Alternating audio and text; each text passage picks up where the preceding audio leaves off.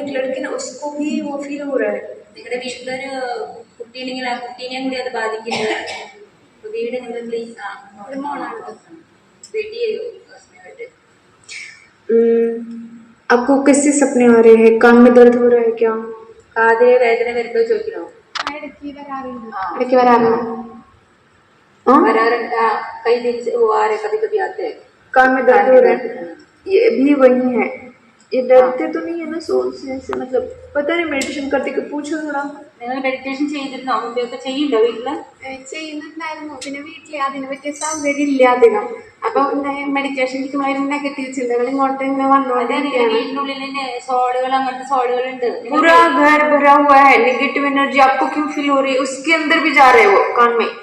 ഈ കുട്ടിയുടെ ഉള്ളിൽ വരെ സോളിന്റെ എനർജി അങ്ങനെ പോവാന്ന്. അതുകൊണ്ടാണ് ആ കുട്ടിക്ക് കാത് വേദന വരുന്നത്. നിങ്ങൾക്ക് ആ മെഡിറ്റേഷൻ ഇരിക്കാൻ പറ്റാത്തത് കൊണ്ടാണ്.